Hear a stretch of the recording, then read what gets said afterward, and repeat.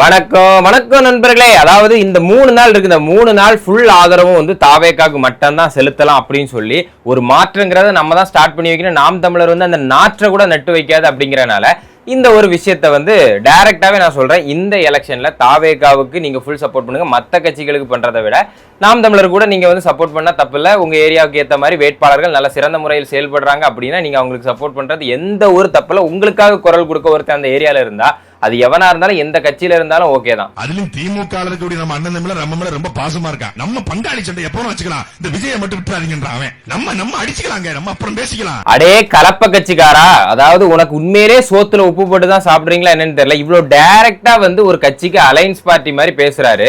இந்த வாட்டி நீங்க வந்து எங்களை விட்டுருங்க, அவர் அடிக்கிறது நல்லா இருக்கு அப்படின்னு சொல்லி இவங்க ஆதரவு தெரிவிச்சிருக்காங்களா, அங்க கூட்டு முயற்சியில பேசி வேற வச்சிருக்காங்களா, ஒரு ஃப்ளோல அடிச்சு விட்டானா என்னன்னு தெரியல. இவ்வளவு டைரக்டா சொல்றாங்க, உங்களுக்கே தெரியுது.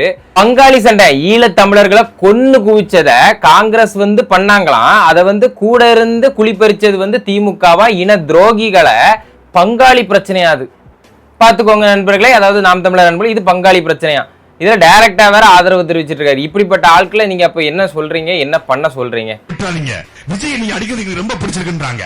ஒரு பெரிய ஹம்சா அலி, பெரிய ஸ்பை, அதாவது திமுகவுக்கு ஸ்பையா வேலை பார்க்கறதா சொல்லிக்கிட்டு இவ்வளவு கேவலமா இருக்கிறாரு. இவ்வளவு கேவலமா இவரை வந்து நாம் தமிழர் வேற இதுல வந்து இலங்கைக்கு வந்து எதிராக ஒரு படை அமைப்பாங்களா, நெய்தல் படை. அந்த படையில இவரை தப்பித்தவரை ஸ்பையா போட்டு அங்க அனுப்பிடாதீங்க அண்ணன் சீமான் அவர்களே.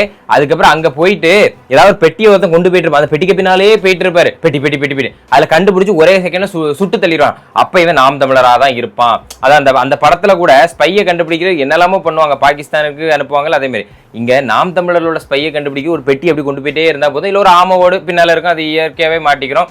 அண்ணே மண்டையில இருக்க கொண்டையை மறந்துட்டீங்க மாதிரி முதுகுல இருக்க ஆம ஓட்டம் மறந்துட்டீங்கன்னு சொல்லி அங்க சுட்டு தள்ளிடுவானுங்க. அப்படிப்பட்ட ஆளை தான் இவர் வச்சிருக்காரு. அந்த பக்கம் காரைக்குடி பிரபு அவன் எம்எல்ஏ ஆயிட்டான், சர்டிபிகேட் மட்டும் தான் கொடுக்கல. தமிழர் கட்சி சீமானன் நிக்கிறாரு உங்களுக்கு ஆப்பனண்டா, எப்படி இருந்தது? சந்தோஷமா இருந்துச்சு. என்ன எப்படி சொல்றீங்க? இல்ல எங்க ஊரை தேர்ந்தெடுத்து வந்ததுக்கு இப்பவாச்சும் புரிஞ்சுக்கோங்க மெச்சூரிட்டி லெவல் எப்படி அப்படின்னு சொல்லிட்டு. இதே மாதிரி காரைக்குடி பிரபு அவர்கள் எவ்வளவு அழகா அந்த விஷயத்தை ஹேண்டில் பண்றாரு. அவருக்கு மேல வைக்கிற விஷயங்கள், அவதூறு விஷயங்களை எப்படி ஹேண்டில் பண்றாரு. இந்த குறைமுருகனுக்கு இவர் எவ்வளவு பரவாயில்ல பாத்தீங்களா, எவ்வளவு அழகா அந்த விஷயத்தை ஹேண்டில் பண்றாரு. இந்த மாதிரி தான் ஹேண்டில் பண்ணியிருந்தா நாம் தமிழர்ல வந்து இப்படி ஒரு 4 பேர் இருந்தா தப்பிக்கும். மற்றபடி எப்பவுமே நம்ம வந்து போராளியா பேசலாம், இடத்துக்கு ஏற்ற மாதிரி போராளியா பேசுறது தப்பு இல்ல. ஆனா வார்த்தையை வந்து எப்படி பார்த்து பயன்படுத்தணுங்கிறத இதுல தெரிஞ்சுக்கோங்க. என் பிள்ளை கிட்ட டவுரி வரதட்சணை நீ வாங்கின சட்டம் வந்தவன போடுவேன். இங்க இருக்கிற ஆண் மக்கள் கவனத்திற்கு, இளைஞர்களின் கவனத்திற்கு சட்டத்தில் நீ வாழ போது என் பெண்ணோடவா, என் பெண்ணு கொண்டு வர பொண்ணோடவா, குடும்பத்தோட நடத்தவன் என் பெண்ணே தங்க. எங்க மாமா பேர்ல எங்க மாமா இருக்கும்போது வேளாண் கல்லூரி ஆரம்பிக்கிறதுக்கு 85 ஏக்கர் எங்க மாமியார் வாங்கியிருக்காங்க. அப்ப அந்த நிலத்தை எனக்கு தரலைன்னு கோவம் இருக்கு. இப்ப எனக்கு மொட்டாட்டிக்கு சண்டை நடக்குது. நான் வந்து ஒரு பவுன் வந்து ஒருத்தன் வந்து போட்டு கெட்ட முடியலன்னா அவனால எப்படி பாத்துக்க முடியும்? கரெக்டான கேள்வினே. அப்ப என்ன இதுக்கு வந்து நீங்க வந்து உங்க மாமனார்கிட்ட உங்களுக்கு வந்து வரதட்சணையோ அந்த இடத்த எனக்கு தரலன்னு சொல்லி நீங்க சண்டை போட்டீங்கன்னு சொல்லி வச்சிருக்கீங்க. அது இல்லாம அண்ணே நீங்க என்னென்ன வேலை பாக்குறீங்க, அப்படி என்ன தொழில் பண்றீங்க, என்ன வேலை பாக்குறீங்க, உங்க அபிடேவிட் படி உங்க அக்கௌண்ட்ல ரூபா இருக்கு ஓகே, ஆனா நீங்க எந்த ஒரு வேலையும் பார்க்காம அப்ப அடுத்தவனை நீங்க சொன்னா அவனால நகை போட்டு கட்ட முடியல, அப்புறம் ஒருத்தனை வாழவே வைக்க தகுதி இல்லாதவன் எதுக்கு கல்யாணம் பண்ற அப்படிங்கிற மாதிரி. அப்ப தலைவர் நீங்க என்ன வேலை பார்த்து வாழ வச்சிட்டு இருக்கீங்கன்னு சொல்லுங்க. ஒரு ஸ்ரீதனமா ஒரு நல்ல விஷயத்துக்கு கொடுக்குறோம். இப்போ வந்து பட்டு புடவையில வந்து மெஜாரிட்டியா நீங்க பாத்தீங்கன்னா ஒரு தடவை யூஸ் பண்ணுவாங்க, 2 தடவை யூஸ் பண்ணுவாங்க. கல்யாணத்துக்கு வாங்கினதை திரும்ப பயன்படுத்த மாட்டாங்கும் போது அதை வந்து காம்ப்ளிமெண்டரியா எடுத்துக்கலாம். அவங்க வந்து இப்போ இவர் கொடுக்குறேன்னு சொல்றத ஒரு தடவை யூஸ் பண்ற வாங்கி எப்படியும் பீரோக்குள்ள தான் இருக்க போகுது அப்படிங்கும் போது அதை வாங்கி அவங்க வைக்க போறாங்க. அதோட அந்த செலவை காம்பன்சேட் பண்ணி வேற இதுலயா யூஸ் பண்ணலாம். அந்த நகையை கூட எங்க அடகு வைக்கலாம், இல்ல விற்கலாம், இல்ல வந்து டபுள் யூஸ். அது ஒன்றும் வேஸ்டா போறது இல்லை. ஏதாவது ஒரு அல்டர்னேஷன். இப்போ வந்து அந்த நகை ஓகே நகை கொடுக்குறா, அந்த நகையை வச்சு இன்னொரு நகையை ரீப்ளேஸ் பண்ணிக்கலாம், இல்ல அந்த நகை வாங்குற செலவுக்கு பதிலாக வேற ஏதாவது வாங்கலாம். இதுல என்ன தப்பு இருக்குன்னு கேக்குறேன். இது வந்து எல்லாருக்கும் பயன்படாது. ஒரு சில பேர் கஷ்டப்படுறவனுங்களுக்கு அது கண்டிப்பா பயன்படும். அதை அடகு வச்சு கூட அவன் எதையாவது ஒண்ணு பண்ணிட்டு இருக்கலாம், சிறு தொழில் கூட ஆரம்பிக்கலாம், இல்ல ஏதாவது ஒரு சின்ன இன்வெஸ்ட்மெண்ட் கூட பண்ணலாம், ஏதாவது ஒரு இஎம்ஐ கட்டலாம். இதுல இவனுக்கு லூஸ் மாதிரி பேசிட்டு இருக்கானுங்க. அந்த இஎம்ஐ அவன் கட்டினானா அது வேற ஏதாவது செலவுல அவன் காம்பன்சேட் பண்ணிட்டு போயிருவான். அரை தற்கூரி சாட்டை. இல்லனா வந்து இந்த நாம் தமிழர்ல இருக்கவங்க எல்லாத்துக்கும் இந்த விஷயத்தை இந்த ஒரு கொஸ்டினை மட்டும் கேளுங்க. நாம் தமிழர்ல இருக்க ஒருத்தர் எங்களுக்கு கொள்கைக்கு உங்களுக்கு என்ன இருக்குன்னு கேக்குறான். அவன் வந்து டோரை தட்டி போய் கேளுங்க, யார் தமிழர் அப்படின்னு சொல்லி கேளுங்க. யார் தமிழர் வந்து நீங்க ஐடென்டிஃபை பண்ணுவீங்க. அதுக்கு பதிலே சொல்லாம வளருவானுங்க. அதுக்கு காரணம் இவர் கட்சியிலே இருந்தவங்க பல பேர் தமிழ் தேச கொள்கையை பிரிச்சுட்டு போயிருக்காங்க. காரணம் இவருடைய செயல்பாடு அப்படி, நான் மட்டும்தான் தமிழர் அப்படின்னு சொல்லி அவர் செயல்பட்டதுனால அங்க என்ன சொல்றாங்கன்னா, இவரு கேட்டா என்ன சொல்றாருன்னா அப்பா அம்மாவை வச்சு ஐடென்டிஃபை பண்ணுவேன் அப்படின்னு சொல்லிட்டு, அவர்கிட்ட அப்ப அவங்க அப்பா அம்மாவை எப்படி நீங்க ஐடென்டிஃபை பண்ணுவீங்க அப்படின்னு கேட்டா பதில் இருக்காது. அதுக்குதான் இங்க இன்னொரு தமிழ் தேச கொள்கையில இருக்கிறவங்க என்ன சொல்றாங்க, நாங்க குடியை வச்சு நாங்க கண்டுபிடிப்போம், அந்த வந்து ஜாதி ரீதியாவோ நீங்க அப்படி எடுத்துக்கலாம், சோ அது ரீதியா நாங்க கண்டுபிடிப்போம் அப்படிங்கிற மாதிரி சொல்லியிருக்காங்க. இவங்களுக்குள்ளே முரண்பாடு, இதுல இவங்களுக்கு இதுல தெளிவில்லை. அவங்க நல்ல கட்சி தான், நான் இல்லைன்னு சொல்ல, ஆனா வந்து தலைமை வந்து சரியா இல்லை. அது இல்லாம ஒரு சில விஷயங்களை வந்து அவங்க சொல்ற மேனிஃபெஸ்டோ எல்லாம் கொஞ்சம் ரெக்டிஃபை பண்ற மாதிரி பண்ணா அது நல்ல கட்சி தான், ஆனா வந்து தலைமை பொறுப்பு சரியில்லைன்னா ஒன்றும் பண்ண முடியாது. அதுதான் அங்க உள்ள பிரச்சனையாவே இருக்கு. அங்க வந்து பாசிபிலிட்டி இல்லாத விஷயங்களை வந்து தூக்குனா போதும், மத்தபடி அங்க ஒன்றும் பண்றதுக்கு இல்லை. மத்தபடி நல்ல கட்சி தான், ஒரு விஷயத்துல ஸ்டாண்ட் பண்றாங்க, எல்லாம் ஓகே தான். ஆனா அதுல வந்து கேள்விகளுக்கு, இந்த மாதிரி கேள்விகளுக்கு அவங்கள்ட்டே பதில் இருக்காது அவங்களுடைய கூட்டத்திலேன்னு சொல்றேன். முக்கியமா அவர் உங்க மேலேயும் அம்மா மேல வச்ச சில விமர்சனம் அந்த கோர்ட் இதுல கொடுத்தது. எலெக்ஷன் கமிஷனுக்கு கொடுத்தாரு, அதுதானே சொல்கிறீங்க? அதாவது புக்கில், அக்கௌண்ட் புக்கில் லாஸ்ட் 3 இயர்ஸில் என்னென்ன நடந்திருக்கோ அதெல்லாம் கொடுக்கணும்னு ஒரு ரூல் இருக்குது இல்லையா? இப்போ எனக்கு இதெல்லாம் அசையும் சொத்து, இதெல்லாம் அசையா சொத்து, நான் என்னுடைய பணம் இவங்களுக்கு இவ்வளோ கொடுத்துருக்கேன், இவங்களுக்கு இவ்வளோ கொடுத்துருக்கேன் அப்படின்றது அக்கௌண்ட் புக்கில் இருக்கிறத அப்படியே சொல்லியிருக்கேன். எவ்வளவு அழகா அந்த விஷயத்த எடுத்து சொல்றாரு பாத்தீங்களா? அதாவது எப்பவோ நடந்த பிரச்சனை, இப்போ உண்மையில சாட்டை கீட்டைன்லாம் இருக்கிறாருல, அந்த அவர்கிட்ட எல்லாம் உண்மையில அவருக்கு வீட்டுல எடுத்துக்கிட்டா எவ்வளவு பிரச்சனை இருக்கும்லாம் தெரியாது. கேவலமா ஒரு ஊர்லயும் அவ்வளவு விஷயங்கள் இருக்கு. ஆனா அந்த விஷயம்லாம் ஒருத்தங்க வந்து திருந்துறதுக்கு டைம் கொடுப்பாங்க. அதே மாதிரி அந்த விஷயங்கள் மாறும். லைஃப்ல சாகுறது வரைக்கும் ஒரு விஷயத்துக்கு மாறுறதுக்கு டைம் இருக்கு. அதே மாதிரிதான் வீட்டுலன்னா 1000 பிரச்சனை இருக்கும், அது குடும்பத்துக்குள்ள 1000, அதான் பர்சனல்பாங்க. அந்த விஷயத்துக்குள்ள யாருமே தலையிடக்கூடாதுன்னு சொல்லுவாங்க. அந்த விஷயம் தான் அவங்க வீட்டுல 1000 இருந்திருக்கும், அதுக்கப்புறம் சேர்ந்துருப்பாங்க. இதுல பழைய விஷயத்தையே எடுத்துட்டு வச்சு, இது வந்து செலிபிரிட்டிஸ்க்கு மட்டும் தான் இந்த மாதிரி விஷயம் நடக்கும், மற்றவங்க யாருக்குமே இந்த மாதிரி நடக்காது. ஸோ அந்த பழைய விஷயத்தை எடுத்து அவர் அப்பாவுக்கு இப்படி, அவங்க அம்மாவுக்கு இப்படி, அதை தான் அவர் சொல்றாரு. என்னைக்கோ இருந்த பிரச்சனை அதுக்கப்புறம் பேசி எடுத்து சரி பண்ண பிரச்சனைகள் தான் எல்லாமே அப்படிங்கிற மாதிரி சொல்றாரு. இதுல அரசியல் நோக்கத்துக்காக மட்டுமே பேசுறான்னு இன்னைக்கு புரிஞ்சுக்கோங்க, ஒரு கேரக்டரே கேவலப்படுத்துறதுக்கு. அப்படி என்ன ஒரு பெரிய தப்பை வந்து இவர் பண்ணிட்டாரு அப்படிங்கிற மாதிரி இவங்க சொல்றானுன்னு எனக்கு புரிய மாட்டேங்குது. அங்க வந்து ப்ரூவே ஆகாத ஒரு விஷயம், ப்ரூவ் ஆனதுக்கு அப்புறம் நீங்க பேசுறது வேற. அதை வச்சு நீங்க வந்து இவர் வந்து எப்படி லீடர் ஆகலாம், இவர் வந்து லீடர் ஆனா தகுதியா இருக்குமா நீங்க பேசலாம்.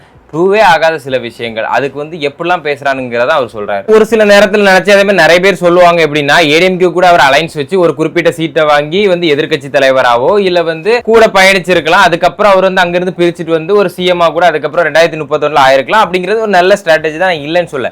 ஆனா அப்ப கூட எனக்கு ஒரு விஷயம் பிடிச்சது என்ன தெரியுமா, இந்த ஆளுங்கட்சி இருக்கும் போதே ஒருத்தர் எதிர்த்து, அதுவும் தனியா நிற்கும் போது தெரியும் ஓட் பேங்க்ங்கிறது ஒரு சர்டன் பெர்சன்டேஜ் தான் கிடைக்கும். அதை வச்சு கூட்டணி ஆட்சியோ இல்ல வந்து யாருக்கோ ஆதரவு தெரிவிச்சோ ஆட்சியை பிடிக்கலாம். அப்படி இல்லைன்னா ஃபியூச்சர்ல ஓட் பேங்கை நிரூபிச்சு கூட்டணிகளை இழுக்கலாம் அப்படிங்கிற ஒரு ஸ்ட்ராட்டஜியை வந்து ஃபாலோ பண்ணலாம். ஆனா இந்த கட்சி இவ்வளவு பண்ணுவானுங்கன்னு தெரிஞ்சு, இவ்வளவு பிரச்சனை எல்லாம் தெரிஞ்சு ஒருத்தர் வந்து இறங்கி நிக்கிறாரு, கிளியரா தெரியுது. ஓகேவா, இவ்வளவு பண்ணுவானுங்க, இதுக்கு மேலேயும் பண்ணுவானுங்கன்னு தெரிஞ்சு ஒருத்தர் ஒரு போல்டா ஒரு டிசிஷன் எடுத்திருக்காருல, கண்டிப்பா சொல்றேன் இதுதான் வந்து ஒரு லைஃப்ல அவர் எடுத்த பெஸ்ட் டிசிஷனா இருக்கும்.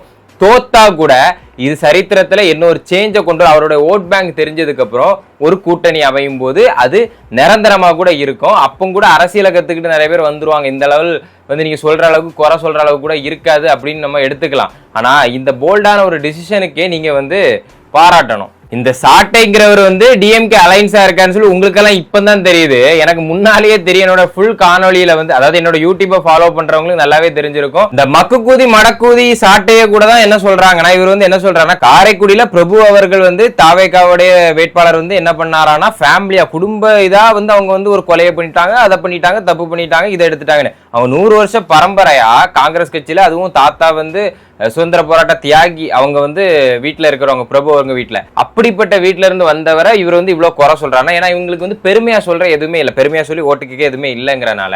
அது இல்லாம அங்க வந்து அலைன்ஸ் வித் டிஎம்கேன்னு சொல்லி ஓப்பனா சொல்லியிருக்காருல, அப்படிப்பட்டவர் அப்படிதான் பேசுவார். ஆனா இதே இப்படி அரசியல் புரசலா மக்கள் பேசுறத வச்சு பேசுறாங்கன்னா, நான் ஒண்ணு கேட்கிறேன், உங்களை கூட தான் முத்துக்குமார் அவருடைய மனைவியை வந்து திருமணம் செஞ்சுட்டீங்க, அதுக்கு வந்து கொலை பண்ணிட்டீங்க, வட சென்னை மாதிரி நீங்க பிளான் பண்ணி பண்ணிட்டீங்க, சொத்தை அபகரிச்சிட்டீங்க, அவருடைய கல்றையை இடிச்சிட்டீங்க, அதுக்கப்புறம் அவருடைய குழந்தைய கருவை கரைச்சிட்டீங்கன்னு சொல்லி நிறைய விஷயம் பரவுது.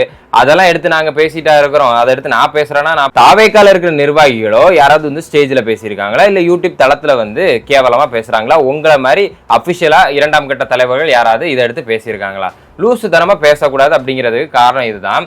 சத்தியமா சொல்றேன், இன்னும் 2 நாள்ல ஊன்னு ஊதுவாங்க, பாட கெட்டுவாங்க.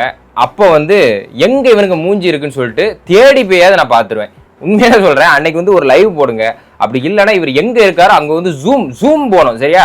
அந்த பத்திரிகை நிருபர்கள் யாராவது அங்க இருந்தீங்கன்னா சாட்டை குறைமுருகன் அவருக்கு மூஞ்சிக்கு ஒரு ஜூம் போங்க. வேற எங்கேயும் ஜூம் போயிடாதீங்க, மூஞ்சிக்கு போங்க. மறக்காம கூட இருக்கவங்கள்ட்ட நிறைய சொல்லுங்க, வந்து மாற்றம் தேவைன்னு சொல்லி சொல்லுங்க. அவர் கொடுக்கறது தான் இவரும் கொடுக்க போறாரு. உங்களுக்கு அது கிடைக்காது இது கிடைக்காது நீங்க எதுவுமே என்னண்டா.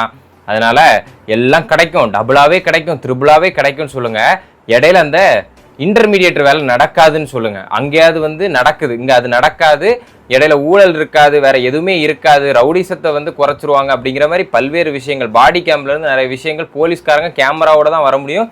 தேவையில்லாம கை வைக்க முடியாது, தேவையில்லாத விஷயங்களை பண்ண முடியாது. பாடி கேம் இல்லாம பண்ணுனா அதுக்கு பனிஷ்மெண்ட் அவங்களுக்கு இருக்கும் அப்படின்னு அவங்களுக்கே தெரியுங்கிறதுனால குற்றங்கள் ஆட்டோமேட்டிக்கா குறையும். அதை வந்து இந்த ஆம குஞ்சு ப்ரோ என்ன அடிக்கடி சொல்றாருன்னா ஒரு விஷயம், விஜய் வந்து அடுத்த கண்டிப்பா சொல்றேன், எழுதி சொல்றேன், ஜனநாயகன் 2 நடிச்சிருவாரு, அடுத்த படத்துக்கு போயிருவாரு, நீங்க வந்து கவலையே படண்டா அப்படின்னு சொல்லி சத்யராஜ்ல இருந்து இவர் எல்லாருமே சொல்றாங்க. கண்டிப்பா சொல்றேன், அவர் வந்து படம் நடிக்க போனா எவனுக்கு நஷ்டம், யாருக்கு நஷ்டம் நான் கேட்கிறேன். அவருக்கு என்ன நஷ்டமா? லாபம் தான்.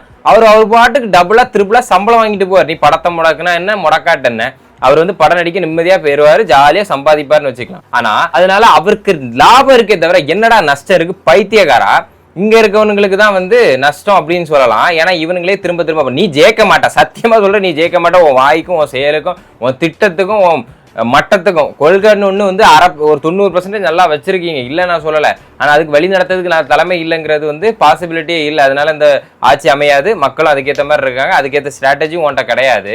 நீ என்னதான் சொல்லி முக்கி பார்த்தாலும் ஒரு 10, 12, 13 ஒருவேளை விஜய் அவர்கள் இல்லை அப்படின்னா அதை தாண்டி உன்னால என்ன புடுங்க முடியும் நான் கேட்கறேன். 40% உன்னால புடிங்கிற முடியுமா அப்படின்னு தான் கேள்வி. ஒரு மயிரை கூட உங்களால புடுங்க முடியாது. அதனால என்ன சொல்றேன்னா, நீ நடுவுல நின்று வர்ற கோவம் அப்படி வருது. ஏன்னா அவனும் ஜெயிக்க விட மாட்டேன், இவனையும் ஜெயிக்க விட மாட்டேன், தானும் ஜெயிக்க மாட்டேன், அந்த கட்சியை மட்டும் தான் நான் ஜெயிக்க வைப்பேன் அப்படின்னா என்ன செய்யலாம்? நாங்க என்ன பார்த்துட்டே இருக்கணுமா? அங்க இருந்து வாழ்ந்துட்டே இருக்கணுமா? நீங்க மட்டும் கட்டுக்கட்டா நோட்டா வாங்கிட்டு இருப்பீங்க. வரக்கூடிய கோவம் அதான் சொல்றேன்ல, இவனுங்களுக்கு வந்து ஒரு ஒன்னுல டேப்லெட்டை போட்டு தூங்கிற 2 நாள், இல்லைன்னா ரொம்ப வருத்தப்படுவேன் 4ஆம் தேதிக்கு அப்புறம். ரொம்ப மோசமா இருக்கும்னு நினைக்கிறேன். அவருக்கு படம் அடிக்க போறா எந்த ஒரு நஷ்டமும் கிடையாது, அரசியலுக்கு வந்தனால லாபம் அப்படின்னு கிடையாது. இங்க வந்து நிறைய நஷ்டம் தான் பட்டுட்டு இருக்காரு. அவ பேரு தான் அவருக்கு வந்து தேவையில்லாம கிடைச்சிட்டே இருக்கே தவிர வேற வந்து அவருக்கு எந்த ஒரு லாபமும் இல்லை. அப்படின்னால நீங்க சொல்லி வேஸ்ட். அவர் படம் அடிக்க போனா அவருக்கு லாபம் தான், பார்த்துக்கோங்க. நன்றி, வணக்கம். மற்றும் ஒரு வீடியோல சந்தி.